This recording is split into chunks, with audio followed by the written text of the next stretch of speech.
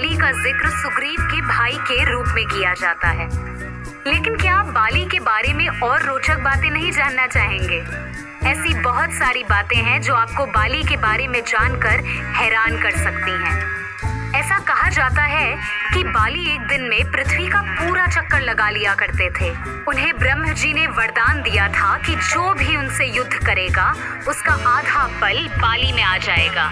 इसी वरदान की वजह से रावण भी कई बार बाली से हार गया था। एक बार बाली पूजा कर रहे थे और उसी समय वहां रावण बाली से लड़ने आ गए। तभी बाली ने रावण को अपनी पूंछ में लपेटकर पूरे पृथ्वी का चक्कर लगा लिया था। बाली और सुग्रीव दोनों एक दूसरे के खून के प्यासे थे, जो इस घटना से हमें पता चलता है। एक बार की बात है जब दुदुम्भी नामक एक दानव ने वानर राजा बाली को युद्ध के लिए ललकारा था। बाली किसी की भी ललकार को कभी ठुकराता नहीं था।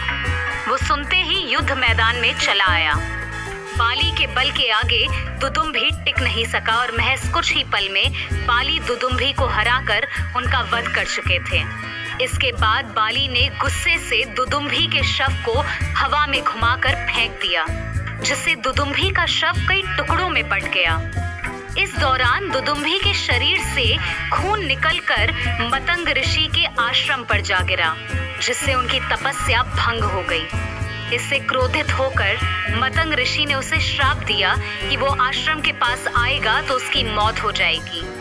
इसके बाद अपने भाई की मौत से दुखी होकर दुदुम्भी का भाई मायावी बाली को युद्ध के लिए ललकारता है। बाली कई बार मायावी को समझाता है कि वो वापस लौट जाए, अगर वो युद्ध करेगा तो वो भी मारा जाएगा। हालांकि मायावी नहीं माना।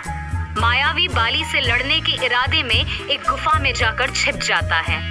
यह देख बाली अपने भाई सुग्रीव को गुफा के बाहर इंतजार करने के लिए कहता है। ये कहकर बाली गुफा के अंदर मायावी से लड़ने चला जाता है। कुछ समय बाद गुफा से तेज आवाज आती है और खून की धारा गुफा से बाहर निकलती है, जिसे देख सुग्रीव को लगता है कि मायावी ने बाली का वध कर दिया है। यह सोचकर वो गुफा को पत्थर से बांधकर वापस महल लौट जाता है। वहां यह सूचना फैल जाती है कि बाली युद्ध में वीर गति को प्राप्त हो गया है। इसके बाद सुग्रीव को नया राजा बना दिया जाता है। कुछ दिनों के बाद बाली लौटकर अपने राज्य में आता है। सब बदलाव देखकर वो हैरान हो जाता है। क्रोधित बाली अपने भाई के कार्य से नाखुश होता है और उसे तुरंत राज्य छोड़ने का आदेश देता है।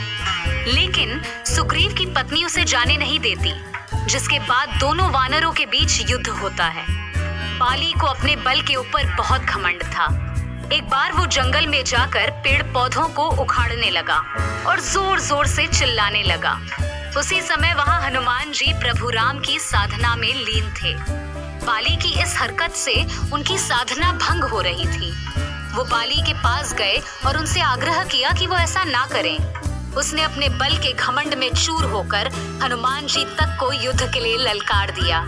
पहले तो हनुमान जी ने उसे नादान समझकर अनदेखा कर दिया, लेकिन जब बाली ने प्रभु राम का नाम लेकर उनको युद्ध के लिए ललकारा, तब हनुमान जी ने उसकी चुनौती स्वीकार कर ली और युद्ध का दिन तय किया। तय समय पर हनुमान जी युद्ध क्षेत्र में पहुंच गए और जैसे ही युद्ध शुरू हुआ, वरदान के अनुसार बाली के शरीर में हनुमान जी की शक्ति धीरे धीरे प्रवाह करने लगी।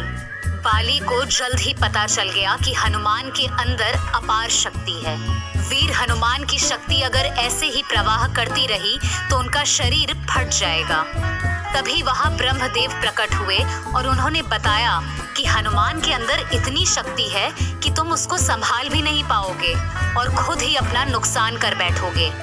बाली को हनुमान जी के बल का आभास हो गया था, इसीलिए उसने खुद ही लड़ना बंद कर दिया और अपनी हार स्वीकार कर ली।